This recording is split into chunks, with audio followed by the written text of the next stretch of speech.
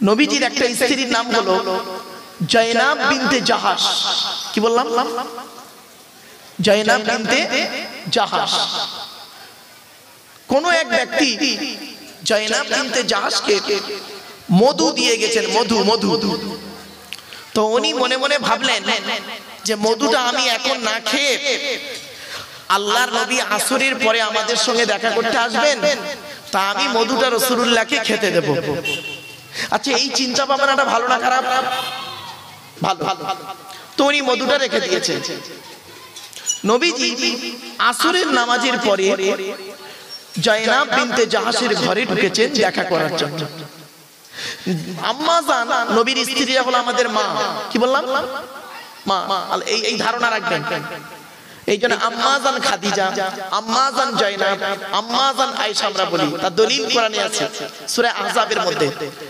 আন-নাবিয়্যু আওলা বিল মুমিনিন ওয়া আযওয়াজুহু উম্মাহাতুহুম। আল্লাহ পাক বলছেন মুমিনদের কাছে আল্লাহর পরেই সর্বাধিক হলো নবী, আর নবীর স্ত্রীরা হলো ওয়া আযওয়াজুহু উম্মাহাতুহুম। নবীর স্ত্রীরা হলো তাদের মায়ের মতো। সুতরাং নবীর স্ত্রীরা হলো আমাদের মায়ের মতো, তাই আমরা আম্মা জান আয়েশা বলছি, মাথায় রাখবেন। চলো এবারে করেছেন কি আম্মা জান জয়নাব রাদিয়াল্লাহু তাআলা আনহা, উনি করেছেন কি মধুটা নবীকে খেতে দিয়েছেন। নবীজি মধুটা খাচ্ছেন। 5 মিনিট কি 7 মিনিট একটু দেরি হয়েছে।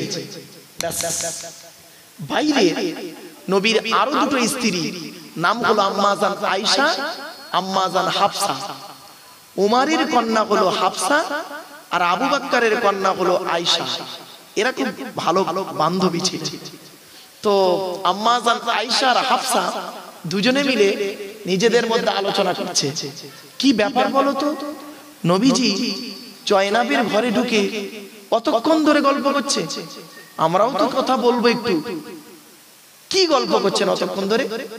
ব্যাস, তখন দুজনের মধ্যে যুক্তি করলো, শোনো নবীজি আমাদের সামনে এলে আমাদের মধ্য থেকে এমন একটা প্রশ্ন নবীজিকে করব, নবীর পেট থেকে আসল কথাটা বের হয়ে যাবে। কি প্রশ্ন? তো নবীজি ভালো মনেই এসেছেন, আম্মা জান জয়নাবের ঘরে করেছেন কি মধুটা খেয়ে চলে এসেছেন। আসার পরে দেখছেন আয়েশা আর হাফসা দাঁড়িয়ে আছে। আল্লাহর নবী বলছেন, আল্লাহর নবী আসতেই ওনারা দুজনে সালাম দিলেন, আসসালামু আলাইকা ইয়া রাসূলুল্লাহ। ওয়া আলাইকুম আসসালাম। নবীজি বুঝতেই পেরেছে এরা দুজনে দাঁড়িয়ে আছে, মানে কিছু একটা ব্যাপার আছে। তো নবীজি বলছেন, কি ব্যাপার আয়েশা হাফসা? তখন আম্মা জান, ওই দুই আম্মা জানের মধ্য থেকে একজন বলছে, আম্মা জান আয়েশা বলছেন, ইয়া রাসূলুল্লাহ, আপনার মুখ থেকে না মাগাফিরের গন্ধ বেরোচ্ছে। আদৌ নয়, মাগাফিরের গন্ধ বেরোচ্ছে। আচ্ছা, মাগাফিরটা কি? আরবের একটা ফল, যে ফলটা অত্যন্ত দুর্গন্ধ, কেউ খেতে চায় না। ফলটা খেলে খুব গাল থেকে গন্ধ বেরোবে। আম্মা জান আয়েশা বলছে, ইয়া রাসূলুল্লাহ, আপনার মুখ থেকে মাগাফিরের গন্ধ বেরোচ্ছে। নবীজি তখন বলছে, এই আমি মাগাফির খাইনি, মাগাফির খাইনি। ওই জয়নাবকে একজন মধু দিয়ে গেছে, ও বেচারা মধুটা না খেয়ে আমার জন্য রেখেছিল, জানো, আমি মধু খেয়েছি। তখন আম্মা জান আয়েশা দেখলেন, এই রে আসল কথা বেরিয়ে পড়েছে। বুঝতে পারছেন? মেয়ে নারী কি জিনিস শিখে নিন আজকের এই ওয়াজ থেকে। আমার মা বোন নাজ রেগে মারুন, নারী কি জিনিস দেখুন। তখন পট করে আম্মা জান আয়েশা কি বলছেন দেখুন।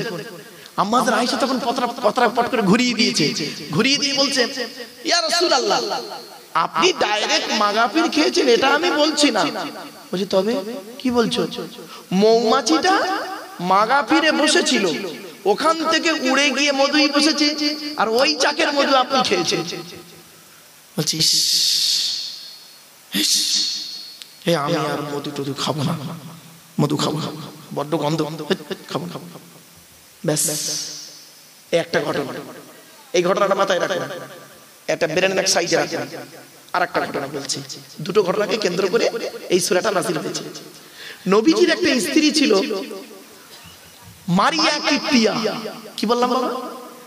এই ঘটনাগুলো শুনে নিন, আমি তো মানে করবার ঝরঝর করে চলে যাব।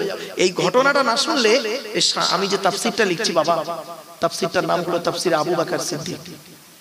আমার লেখা তাফসীর যেদিন আপনাদের হাতে এসে পৌঁছাবে বাপ, সেদিন আমি আর হয়তো এই পৃথিবীতে থাকবো না, অন্ধকার নীরব নগরে চলে যাব। মানুষ চলে যায়, কথাটাই রয়ে যায়। তাই আপনাদের বলছি বাপ, আলোচনাটা শুনুন। টেনে টেনে বলছি না বলে অসুবিধা হচ্ছে বাবা, একটু দাঁড়ান, টানের জায়গা আসুক, টান দেবো, চিন্তা করবেন না। একটু দাঁড়ান, আগে আগে ব্রেনে ঢুকিয়ে নিন, ব্রেনে ঢুকিয়ে নিন, তারপরে টান দেবো, চিন্তা নেই। নবীজির একটা স্ত্রী ছিলেন মারিয়া কিপ্তিয়া। কি বললাম বাবা? মারিয়া কিপ্তিয়া। তো নবীজি করেছেন কি, নবীর আরেকটা স্ত্রীর নাম কি ছিল বললাম এক্ষুনি? হাফসা, উমারের কন্যা। বলেছি না, উমারের কন্যা হাফসা। আম্মা জান হাফসা বলছেন নবীকে, ইয়া রাসূলুল্লাহ, আমি একটু মায়ের বাড়ি যাব, মায়ের বাড়ি যাব। তখন নবীজি বললেন, তুমি তোমার মায়ের বাড়ি যাবে, যাও যাও যাও যাও যাও। তো আম্মা জান হাফসা নবীর কাছে অনুমতি নিয়ে মায়ের বাড়ি গেছেন বেড়াতে। এখন নবীজি করেছেন কি, আম্মা জান হাফসার বিছানায়, হাফসার বিছানায় মারিয়া কিপ্তিয়া বলে এক স্ত্রীকে ডেকে গুরুত্বপূর্ণ কিছু কথা বলছিলেন। এমত অবস্থায় আম্মা জান হাফসা এসে হাজির। উনি দেখছেন নবীজি আমার ঘরে আমার বিছানায় বসে অন্য স্ত্রীকে নিয়ে গল্প করছে। নবীজি বললেন, শোনো হাফসা, তুমি কিছু মনে করো না, আর তুমি এই কথাটা অন্য কোনো স্ত্রীকে বলো না, তাহলে সে বেচারা এই মারিয়া কিপ্তিয়াকে বলবে, আর মারিয়া কিপ্তিয়ার মনে একটু দুঃখ লেগে যাবে যে উনিও নবীর স্ত্রী, আমিও নবীর স্ত্রী, আমি ওনার ঘরে গিয়েছি, তাই উনি মনে দুঃখ পেলেন। এইটুকু ব্যাস, এই ঘটনা দুটো মাথায় রাখো। আচ্ছা, নবীজি প্রথমে কি বলেছিলেন? আমি আর মধু খাবো না বলেছিল না? হ্যাঁ, আচ্ছা, মধু হালাল না হারাম? জোরে বলো। হালাল। নবীজি বললেন আর খাবো না। ব্যাস, এই দৃশ্যটা আমার আল্লাহ পাক লক্ষ্য করছেন। সঙ্গে সঙ্গে জিবরাইলকে বললেন, জিবরাইল চলে যাও, আমার রাসূল বলেছেন মধু খাবো না। কেন খাবেন না? আমি মধুর মধ্যে রোগের ওষুধ দিয়েছি, মধু হলো হালাল। ব্যাস, জিবরাইল এলেন, তখন এই সূরাটা নাজিল হলো। এবার পড়ছি শুনুন। ইয়া আইয়ুহান নাবিয়্যু লিমা তুহাররিমু মা আহাল্লাল্লাহু লাকা তাবতাগী মারদাতা আজওয়াজি ওয়াল্লাহু গফুরুর রহিম। আয়াতটা পড়লাম, বাংলা মানেটা শুনুন। ইয়া আইয়ুহান নাবিয়্যু, হে নবী, লিমা তুহাররিমু মা আহাল্লাল্লাহু লাকা, আপনি কেন হারাম করলেন আমি আল্লাহ যেটাকে হালাল করেছি? বুঝতে পারছেন না? আপনি কেন হারাম করলেন নবী আমি যেটা আপনার জন্য হালাল করেছি? ও তাবতাগী মারদাতা আজওয়াজি, ও আমার রাসূল, আপনি আপনার স্ত্রীদের মনকে খুশি করতে গিয়ে বুঝি ওই আয়েশা আর হাফসার মনকে খুশি করতে গিয়ে বুঝি এই হালাল বস্তুটাকে খাবো না বলে দিলেন। যা হয়েছে হয়েছে, যা হয়েছে হয়েছে, ঠিক আছে। আল্লাহু গফুরুর রহিম, আমি আল্লাহ হলাম ক্ষমাকারী, দয়ালু, দয়াবান। এখন নবী তো করেছেন কি, খাবো না বলেছেন। এবার শুনুন, আপনারা অনেক সময় কসম খান না বাবা? বলুন, একটু কথা বলুন আমার সঙ্গে। কসম খান? শুনে নিন, কসম যখন, মা বোনেরা ভালো করে শুনুন, মা, কসম যখন করবেন আল্লাহর কসম করবেন। আল্লাহ ছাড়া অন্যের নামে কসম করলে ও মুশরিক হয়ে যাবে। হাদিস, আল্লাহ নবী বলেছেন, মান হালাফা বিগাইরিল্লাহি ফাকাদ আশরাকা। আল্লাহ রাসূল বলেছেন, যে ব্যক্তি আল্লাহ ছাড়া অন্যের নামে কসম করবে ও মুশরিক হয়ে যাবে। পীরের কসম, পীরের কসম, মাজারের কসম, বাপের কসম, মায়ের কসম, ছেলের কসম, আবার ব্যবসার কসম, আবার অনেকে আবার দেখবেন স্ত্রীর কসম। এখন আবার নতুন একটা কসম বেরিয়েছে যুবক ছেলেদের, ভালোবাসার কসম। ঠিক না বেটি? এই বাস্তব, প্রেমিক প্রেমিকাকে ভালোবাসার কসম দিচ্ছে। বাবা কোনো কসম চলবে না, কসম যখন করবে আল্লাহর কসম করবে। এখন কসম করে যদি আপনারা কসমটাকে ভেঙে ফেলে, তার কাফারা দিতে হবে। কসম তিন প্রকারের, করকম ভালো করে শুনে নিন, তিন রকমের কসম। আচ্ছা দেখুন তো এই তিন রকমের কসম আপনারা খান কিনা। এক নাম্বার ইয়ামিনে লাগবুন, বেকার কসম। লাগবুন মানে বেকার কসম। কিরকম বেকার কসম? ধরুন উদাহরণ দিচ্ছি। আমি এখানে বসে বসে বললাম আল্লাহর কসম করে বলছি আপনাদের এক্ষুনি মসজিদের ইমাম সাহেব, মসজিদের সেক্রেটারি সাহেব স্টেজে আসছে। আচ্ছা আমি আল্লাহর কসম করলাম নি? আরে ভাই বলুন না একটু। আল্লাহর কসম করে বলছি আপনাদেরকে এক্ষুনি মসজিদের সেক্রেটারি মেম্বারে আসছে এই স্টেজে। এখন দেখা গেল আপনারা দেখছেন মসজিদের সেক্রেটারি নয়, মসজিদের মুয়াজ্জিন আসছে। তাহলে আমার কসম খাওয়াটা বেকার হলো না? এই রকম কসম যদি জীবনে কোনোদিন খেয়ে ফেলে, তাহলে ইমাম আবু হানিফার কাছে কোনো গোনা হবে না, কিন্তু ইমাম শাফির কাছে গোনা হবে। বুঝতে পারছেন? এইরকম কসম, একে বলে বেকার কসম। এবার দ্বিতীয় কসমটা শুনুন, ইয়ামিনে গমুস। গমুস শব্দের অর্থ হলো ডুব জানা। শুনেন এই কসমটা খেয়েছেন কিনা দেখুন তো দেখি আপনারা মা বোনরা। অতীতকালে কোন সত্য ঘটনার উপরে মিথ্যা কসম খাওয়া। আবার বলছি, অতীতকালে কোন সত্য ঘটনার উপরে মিথ্যা কসম খাওয়া। ধরুন একটা উদাহরণ দিচ্ছি। আমি এখানে বসে বললাম, আমি ছোট্ট একটা উদাহরণ দিচ্ছি। ধরুন একটা বস্তু চুরি হয়ে গেছে, আপনাদের এই ঘরে বসেছিলাম আমি, হঠাৎ একটা মোবাইল চুরি হয়ে গেছে, আমি একাই ছিলাম। এখন আপনারা বললেন হুজুর মোবাইলটা চুরি হয়ে গেছে, আপনি চুরি করেছেন?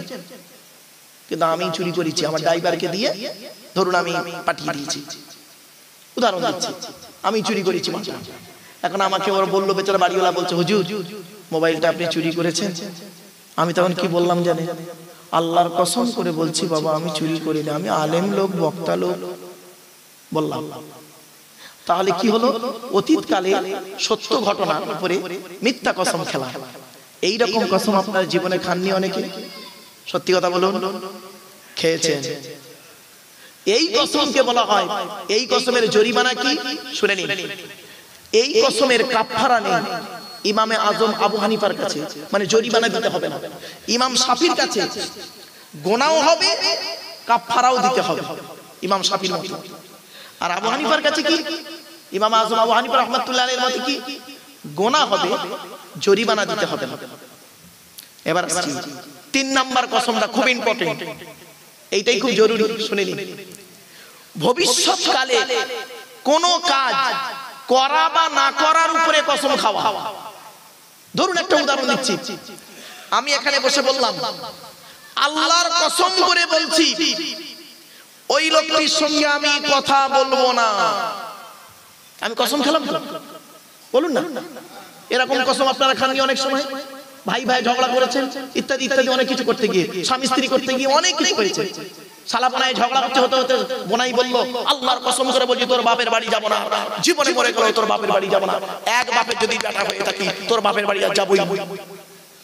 এখন করেছে কি? 20 বছর শ্বশুর বাড়ি যায় না। 20 বছর পরে না ও শালা দিল্লি থেকে এসছে, একটা অ্যাপেল সেট মোবাইল এনেছে বোনাইয়ের জন্য। শালা ফোন করে বলছে দুলা ভাই তোমার জন্য আমি দিল্লি থেকে একটা 1.5 লাখ টাকা দামের মোবাইল এনেছি, আমার বাড়িতে এসে একটু নিয়ে যাও না।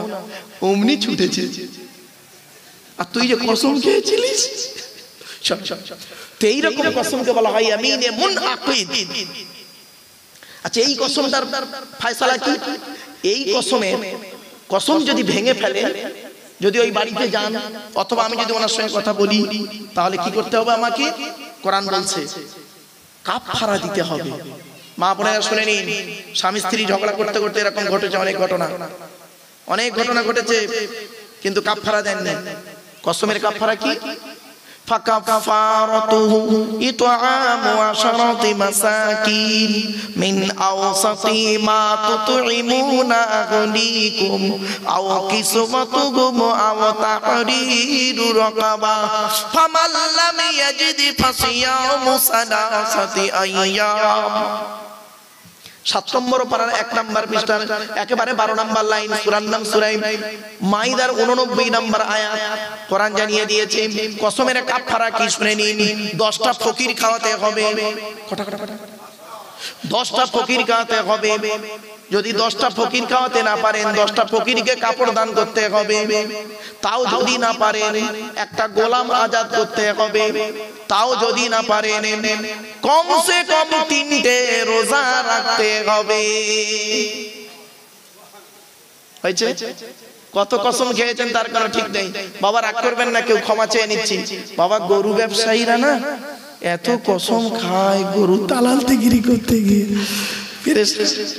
আরে আমি তার বাস্তববাদী আমি বগরাইদের সময় গরু কিনতে যাই আমরা মোষ দিই আমাদের ওদিকে মোষ চলে মোষ তা আমি মোষও দিই গরুও দিই বাবা তা গরু কিনতে গেলে মোষ কিনতে গেলে আমি এমনি তো দাড়িওয়ালা টুপিওয়ালা একটু টুকটাক ওয়াজ নসিহত করি লোক চেনে এই হুজুর এসছে বাপ এত কসম খেয়ে আমার ওর গরুটা নেওয়ার জন্য বিশ্বাস করাচ্ছে তাই বললাম বাবা তোমার এত কসম খাস আমার বাপেরা শুনেনি কসম খাবেন খুব সাবধানী খুব সাবধান আচ্ছা চলো এবারে আল্লাহ রাসূল তো বলেছিলেন মধু খাবো না বলেছিলেন না আরে ভাই বলুন না ভুলে গেছেন কি হবে আল্লাহ নিজেই তার ফয়সালা দিতে শুনুন পরের আয়াত قد فرض الله لكم تحلة أيمانكم والله مولاكم وهو العزيز الحكيم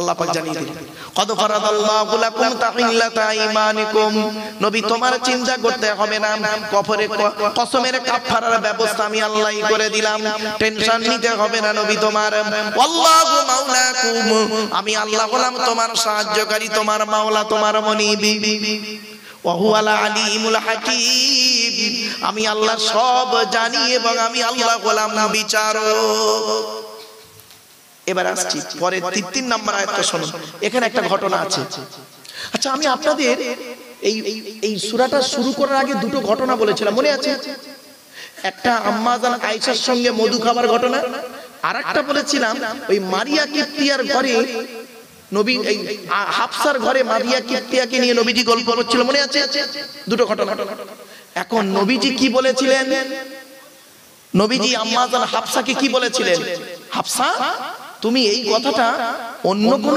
স্ত্রীকে বলো না মানা করেছিল না আরে ভাই বলুন না কিন্তু আম্মা জান হাফসা কি করেছিল জানেন কথাটা পেটে না রেখে ওনার বান্ধবী আম্মা জান আয়েশাকে বলে দিয়েছে ওনার ধারণা ছিল আমি আয়েশাকে বলছি আয়েশা তো নবীকে বলবে না আমার নবী আমার স্বামী নবী জানতেই পারবে না ওনার ধারণা এখন যেই বলে দিয়েছে নবীজি জোহরের নামাজ পড়ে বাড়ি আসছেন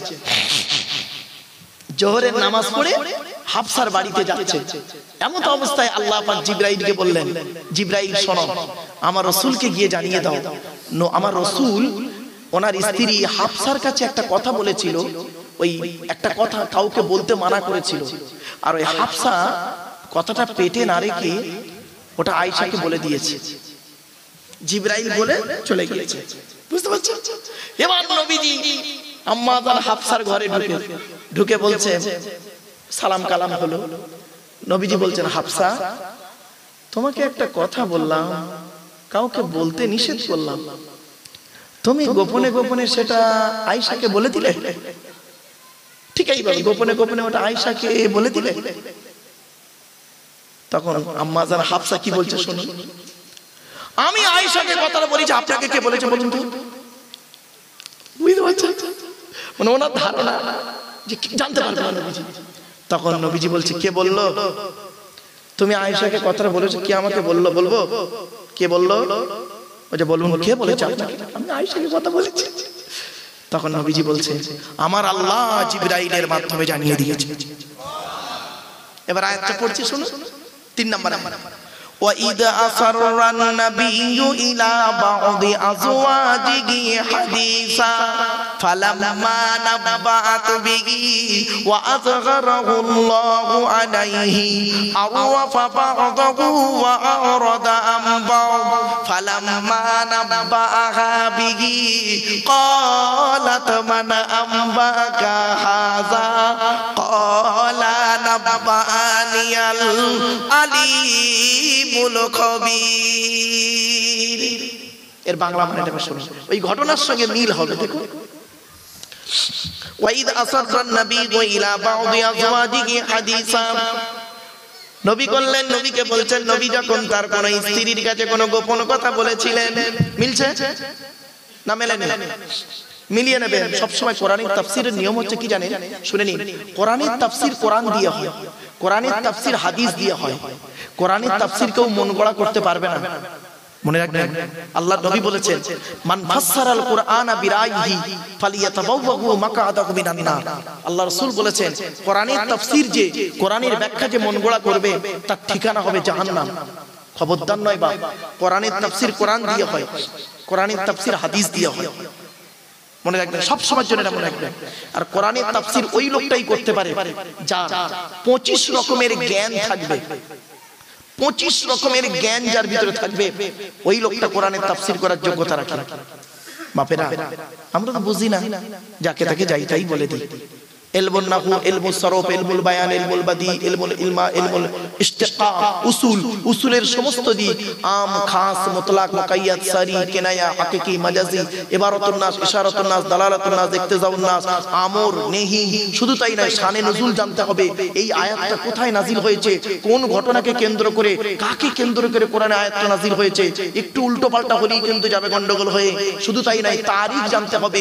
এই আয়াতের পিছনে অন্য কি আয়াত আছে, এই আয়াতের পিছনে অন্য কি হাদিস আছে, সেই হাদিসটা সহিহ, জয়ীফ, মওযু, মাকতু, খবরে মুতাওয়াতির, খবরে মাশহুর, খবরে ওয়াহিদ বলার পরে এরপরে বলা হয়েছে আসমাউর রিজাল জানতে হবে। সাথে সাথে বলা হয়েছে তারিখ জানতে হবে, তারিখ, ইতিহাস জানতে হবে। এবং যিনি কোরআনের তাফসীর করবেন তাকে খাঁটি মুমিন হতে হবে। বাবা, আপনারা যে জায়গায় বসে আছেন, এই জলসাটাকে কোনোদিন তাচ্ছিল্য ভাববেন না। এটা একটা তাফসীরুল কোরআনের মাহফিল। আমি যত জায়গায় এই আপনাদের উত্তর 24 পরগনায় ফাল্গুন মাসের 2 তারিখে একদম এই 12-13 বছর তাফসীরটা হচ্ছে। চৈতল বলে একটা জায়গা আছে, জানেন বাবা? মালঞ্চ, চৈতল, মালঞ্চ, ওই মিনাকা থানা, ওই চৈতল ঘাটে এবছরে প্রতি বছর একটা করে সূরা তাফসীর হয়। এবছরে সূরা ফাতিরের তাফসীর হলো 22 পারায় সূরা ফাতিরের। গত বছরে 15টা আয়াত হয়েছিল, এবার 16, 14, 15 নম্বর আয়াত থেকে হলো 1 রুকু না 2 রুকু হয়েছিল। এইজন্য কোরআনের তাফসীর শুনবেন। কোরআনের তাফসীর হলো পৃথিবীর সর্বশ্রেষ্ঠ ওয়াজ হলো কোরআনের তাফসীর। কোরআনের আলোচনা যখন হবে না, দেখবেন কেউ কারোর মজা মারবে না, খাটা মারবে না, চিমটি কাটবে না, কিছুই থাকবে না। দেখেন ইনশাআল্লাহ আজিজ, কারোর খোঁটা মারবে না, গজা মারবে না, চিমটি কাটবে না। কোরআন কোরআনের পথেই চলবে। চলো ওয়াইদ আসাররান নাবিয়্যু ইলা বা'দি আজওয়াজিহি হাদিসা, নবী যখন তার স্ত্রীদের কাছে কোনো গোপন কথা বলেছিল, ফালাম্মা নাব্বাগা বিহি ক্বালাত মান আম্বাকা হাযা আররাফা বা'দাহু ওয়া আ'রাদা আন বা'দ। একে অপরের কাছে এটা যখন পেশ করলো, وَإِذْ أَسَرَّ النَّبِيُّ إِلَى بَعْضِ أَزْوَاجِهِ حَدِيثًا فَلَمَّا نَبَّأَهَا بِهِ عَرَّفَ بَعْضَهُ وَأَعْرَضَ عَن بَعْضٍ। আল্লাহ পাক বলেন, নবী যখন তার স্ত্রীদের কাছে কোনো গোপন কথা বলেছিলেন, সেই কথাটা আল্লাহ পাক বললেন কি, ওয়াজহারাহুল্লাহু আলাইহি, আল্লাহ পাক সেটাকে প্রকাশ করে দিলেন। ওয়াজহারাহুল্লাহু আলাইহি আররাফা বা'দাহু ওয়া আ'রাদা আন বা'দ। তারা একে অপরকে পরিচিত লাভ করে বলে দিলেন। দেওয়ার পরে আল্লাহ পাক জিবরাইলের মাধ্যমে বলে দিলেন। এবার রাসূল করলেন কি, ফালাম্মা নাব্বাআহা বিহি, সেই কথা যখন বলা হলো তাকে, যিনি বলেছেন তাকে যখন বলা হলো, সেই ব্যক্তি কি বলছে জানেন? কলাতের ফাইল বা ক্রিয়া মানে কর্তা হলো আম্মা জান হাফসা, মেয়ে ছেলে, যেন কলাত শব্দটা আছে স্ত্রীলিঙ্গ। কলাত, তিনি বলছেন, হাফসা বলছেন, মান আম্বাকা হাযা, কে আপনাকে এই কথাটা বললো? আমি আয়েশাকে কথাটা বলেছি। তখন রাসূল বলে দিলেন, কে বলেছে? ক্বালা নাব্বাআনি আল আলিমুল খবীর, আমার আল্লাহ পাক ওহীর মাধ্যমে জানিয়ে দিয়েছে। আচ্ছা, এটা থেকে কি শিক্ষা নিলাম? শুধু কোরআনে আয়াত পড়লে হবে না, ওতে শিক্ষা আছে কিনা বলতে হবে। কি শিক্ষা নিলাম? চলো এখান থেকে এই শিক্ষা এসে গেল। খবরদার মা বোনরা শুনে নিন, খবরদার স্বামী স্ত্রীর কোনো কথা, স্বামী যখন স্ত্রীর কাছে কোনো কথা বলবেন, ওই কথাটা স্ত্রী যদি পেটে না রেখে অন্যের কাছে বলে দেয়, ওই নারীর প্রতি আল্লাহ অসন্তুষ্ট হয়ে যাবেন। খবরদার মা বোনেরা, এগুলো লক্ষ্য রাখবেন, খুব কঠিন জিনিস। এখান থেকে একটা আসছে, পরে আয়াত আসছে। আল্লাহ পাক এই ঘটনাগুলো আমার রাসূলের মাধ্যমে করিয়েছেন, কেন জানেন? শুনে নিন। আমার রাসূল ছিলেন নিষ্পাপ। কদ গফরাল্লাহু লাকা মা তাকদ্দামা মিন যামবিকা ওয়া মা তাআখারা। আল্লাহ পাক আমার রাসূলের আগে এবং পরের সমস্ত গুনাহ maaf করে দিয়েছেন। জোরে বলুন সুবহানাল্লাহ। তথাপি আল্লাহ পাক এগুলো করানোর কারণটা কি?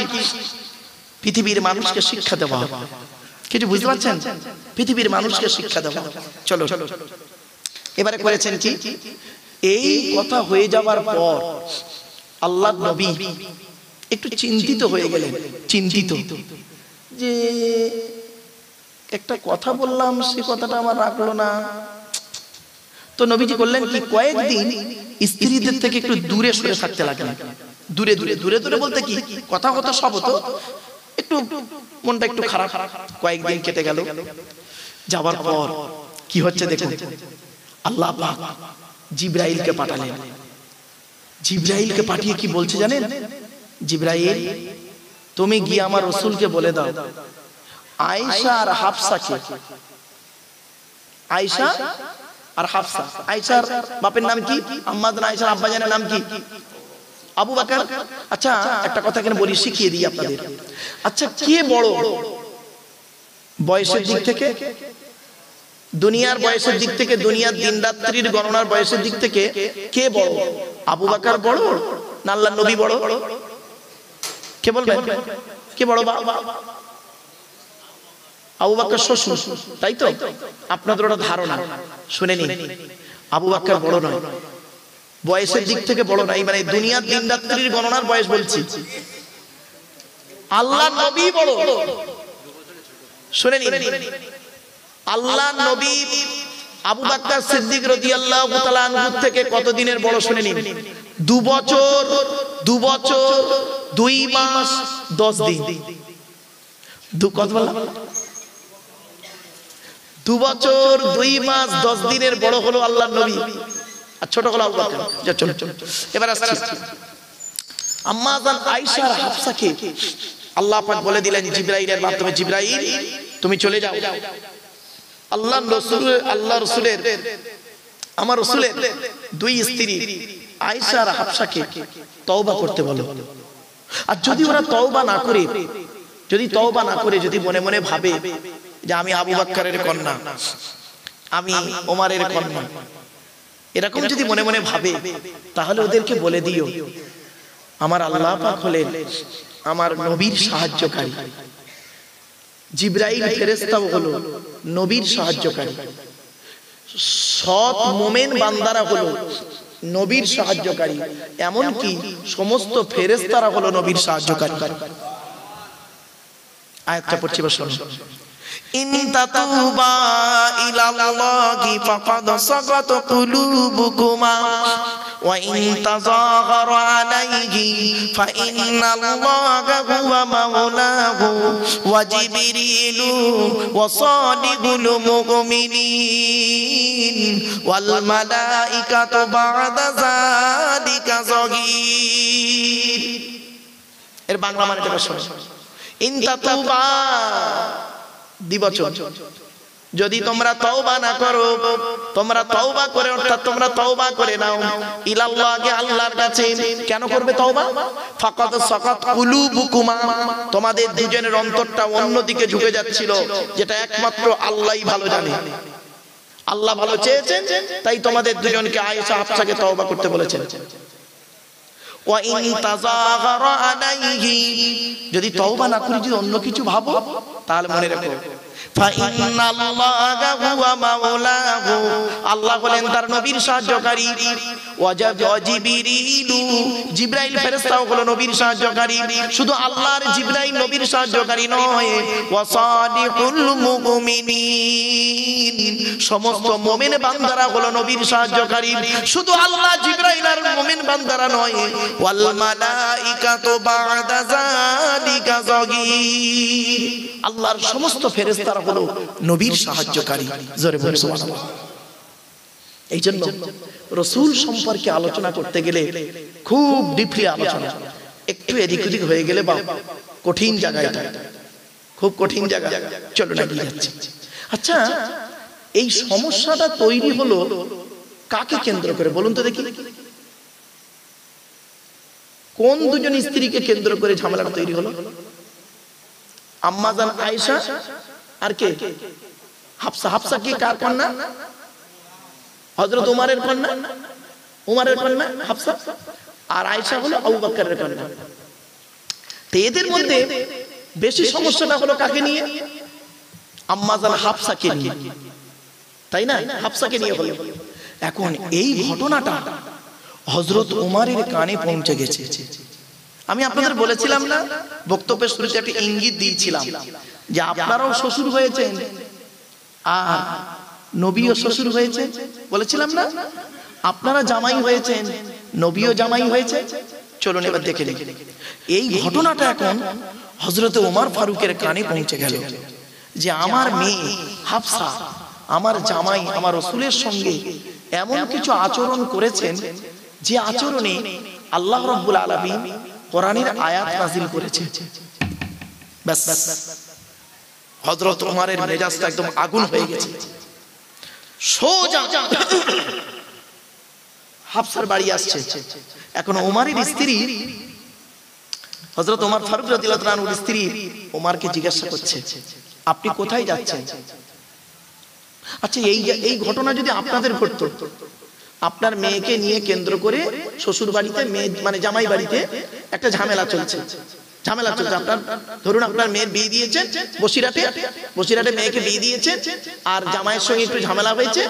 এখন মেয়ে ফোন করে বলেছে, কিংবা অন্য কেউ ফোন করে বলেছে যে ভাই আপনার মেয়ের সঙ্গে খুব ঝামেলা হচ্ছিল, দেখলাম ফোনে বলেছে। তা আপনি সঙ্গে সঙ্গে মেয়ের ভালোবাসায় মোটরসাইকেলে স্টার্ট দিয়ে যাচ্ছেন মেয়ের বাড়িতে। এখন আপনার স্ত্রী জিজ্ঞাসা করছে, কি ব্যাপার, হঠাৎ একটা ফোন এলো আর তুমি চলে যাচ্ছ, কোথায় যাচ্ছ? তা আপনি তখন কি বলবেন? বলুন বলুন বলুন। আরে ভাই বলুন, আপনি কি বলবেন আপনার স্ত্রীকে? মেয়ের বাড়ি যাচ্ছি, তাই তো? মেয়ের বাড়ি যাচ্ছি, এটাই বলবেন তো? হ্যাঁ, এটা স্বাভাবিক, কারণ আপনার কাছে মেয়েটা আগে, তারপরে জামাই, ঠিক কি না?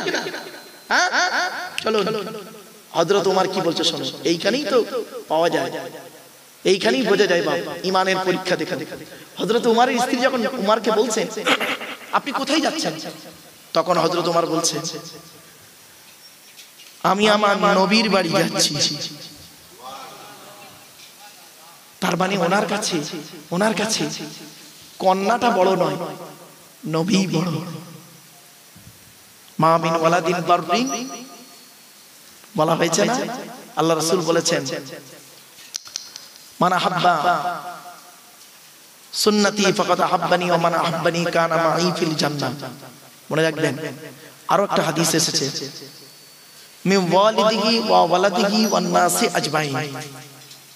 আল্লাহ রাসূল বলেছেন, ততক্ষণ পর্যন্ত তুমি খাঁটি মুমিন হতে পারবে না যতক্ষণ পর্যন্ত পৃথিবীর সব কিছুর থেকে, ছেলে মেয়ে বিবি বাচ্চা টাকা পয়সা ধন সম্পদ সব কিছুর থেকে আল্লাহর নবী তোমার কাছে প্রিয় না হচ্ছে। তাই জন্য হযরত ওমর খুব ভালো জানতেন যে আমার স্ত্রী আমার কাছে আপন নয়, আমার মেয়ে আমার কাছে বড় নয়, আমার রাসূল আমার কাছে আপন বড়। এই জন্য তিনি ওনার স্ত্রীকে বললেন, এইটুকু ইঙ্গিত দিয়ে গেলেন রাসূলের ভালোবাসার প্রমাণ যে আমি আমার নবীর বাড়ি যাচ্ছি। এবার যাচ্ছেন, হাফসার বাড়িতে গেছেন, দরজায় টোকা মেরেছে, ভেতর থেকে আওয়াজ আসছে, কে? উনি বললেন, উনি তো বলতে পারতেন আমি তোমার আব্বা গো মা, বলতে পারতেন না? আপনারাই তো এটাই বলবেন। উনি কি বলছেন শুনুন, আমি ওমর ইবনুল খাত্তাব এসেছি। মেয়ে তখন চমকে উঠেছে, আব্বা এসেছে, তাড়াতাড়ি দরজা খুলে দিয়েছে। দরজা খুলে দিতে হযরত ওমর হাফসার ঘরে ঢুকেছে। ঢুকতে আম্মাজান হাফসা হযরত ওমরের দিকে চেয়েছে, বাপের মুখের দিকে চেয়ে দেখছে, মেজাজ পুরো একদম রাগে, মুখ লাল হয়ে আছে, চোখ দুটো লাল হয়ে গেছে রাগে। আম্মাজান হাফসা চিন্তা করছেন কি অবস্থা, আমার আব্বার এরকম মেজাজ কেন? চুপ করে আছে, কিছু বলেনি। কিছুক্ষণ পরে রাগটা যখন একটু ঠান্ডা হয়েছে হতে কি বলছে এবার শুনুন কি বলছে। হযরত ওমর রাদিয়াল্লাহু তাআলা আনহু, ওনাকে কেন্দ্র করে কোরআনের 4টে আয়াত নাযিল হয়েছে। হযরত ওমর বলেছেন, আল্লাহ রাসূল বলেছে, হ্যাঁ ঠিকই বলেছো ওমর। সঙ্গে সঙ্গে আল্লাহ জিবরাইলের মাধ্যমে ওই আয়াত নাযিল করে দিয়ে, জোরে বলুন সুবহানাল্লাহ। তার মধ্যে এই একটা 4টে আয়াতের মধ্যে এই একটা আয়াত, একটা হলো মদের আয়াত, মদ হারাম হওয়ার একটা আয়াত। মদ একদিনে হারাম হয়নি, মদ একদিনে হারাম হয়নি, মনে রাখবেন। মদ হারাম হওয়ার অনেক পদ্ধতি আর স্টেপ বাই স্টেপ মদ হারাম হয়েছে। 1 নাম্বার মদ, 2 নাম্বার হচ্ছে পর্দা, পর্দার আয়াত নাযিল হয়েছে হযরত ওমরকে কেন্দ্র করে। ওমর বলেছেন, আল্লাহ রাসূল বলছেন, হ্যাঁ ওমর ঠিকই বলেছো, এইটা করলে মনে হয় ভালো হয়, ভালো হতো। সঙ্গে সঙ্গে আল্লাহ জিবরাইলের মাধ্যমে আয়াত নাযিল করে, আর এই আয়াতটা পড়বে এক্ষুনি, এই আয়াতটা পড়বে এক্ষুনি, ওই আয়াতটা নাযিল হয়েছে। এই জন্য হযরত ওমর ফারুক রাদিয়াল্লাহু তাআলা আনহুর সম্মানটা না ব্যাপক, প্রত্যেকটা সাহাবীর সম্মান খুব উচ্চ। আল্লাহ রাসূল নিজেই বলেছেন, আমি হলাম শেষ নবী, আমার পরে আর কোন নবী আসবে না। যদি আমার কাছে আমার পরে যদি নবী হতো, লাকানা ওমর, ওমর নবী হতো। আমার পরে যদি কেউ নবী হতো, লাকানা ওমর, ওমর নবী হতো। তাহলে ওমরের কিরম চিন্তা ভাবনা বুঝতে পারছেন তো? চলো, হযরত ওমর রাদিয়াল্লাহু আনহু করেছেন কি, হাফসার ঘরে ঢুকে চোখটা লাল হয়ে গেছে, মেজাজ গরম, আস্তে ঠান্ডা হলো। ঠান্ডা হতে কি বলছে শুনুন। এ আয়েশা, এ হাফসা, নিজের মেয়েকে বলছে, আপনি পারবেন এমন শ্বশুর? এমন শ্বশুর তো হতে পারেননি, যদি হতে পারবেন যেদিন, সেদিন জানবেন সত্যিকারের মানুষ। বলছেন, এ আয়েশা, এ হাফসা, তোমরা দুজনে কি মনে করেছো আমার রাসূলকে? তোমরা দুজনে কি মনে করেছো আমার রাসূলকে? তোমরা কি মনে করো তোমরা দুজনেই কি আমার রাসূলের সেরা স্ত্রী? শুনে রেখে দাও, শুনে রেখে দাও, আমি ওমর বলছি, আমার রাসূল যদি তোমাদেরকে এখনি তালাক দিয়ে দেয়, তালাক কি বলবেন? তালাক। তালাক আর তালাকের পার্থক্য আছে। তেল আমাদি ক, তালাক মানে তয়াকার লয়াকার ক, তালাক মানে জুড়ে যাওয়া, মিলিত হওয়া, একত্রিত হওয়া।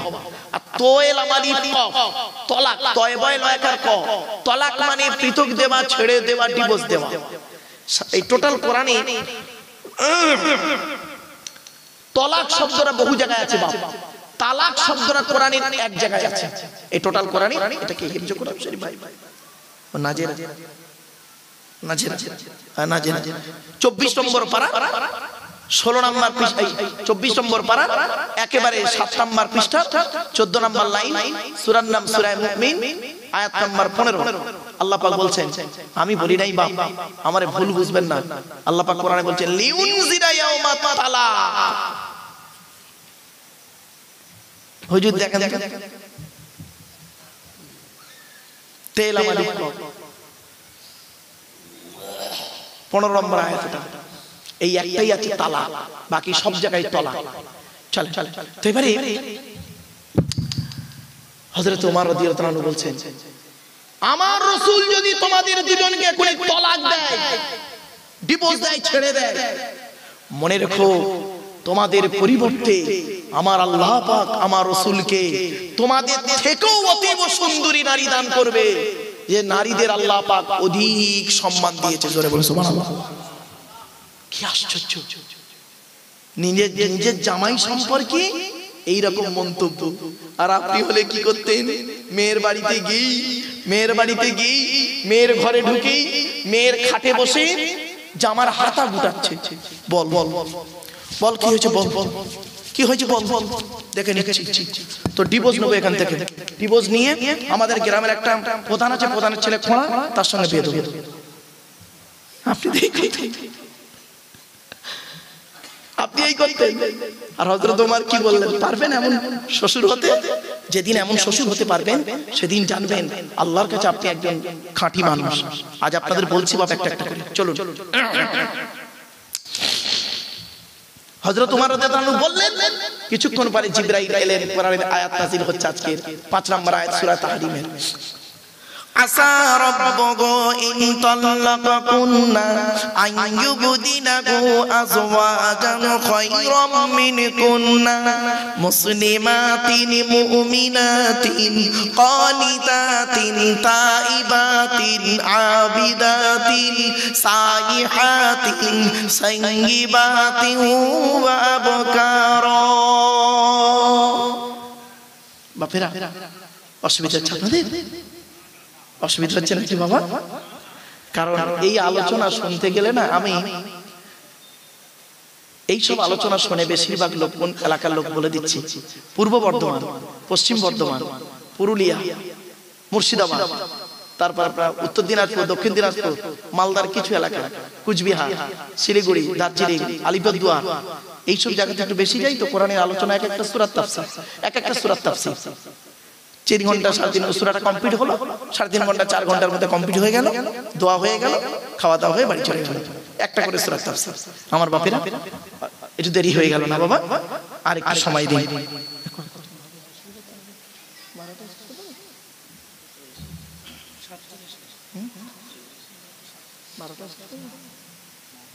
বড় শর্ট টাইম আছে, যাই হোক বাপ, কি করা যাবে। আচ্ছা, এবার আয়াতের বাংলা মানেটা শুনুন।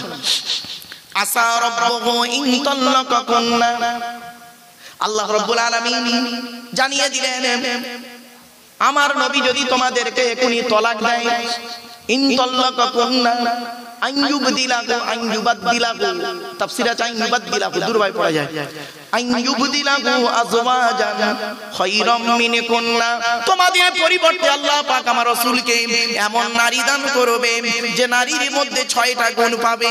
কটা 6টা গুণ।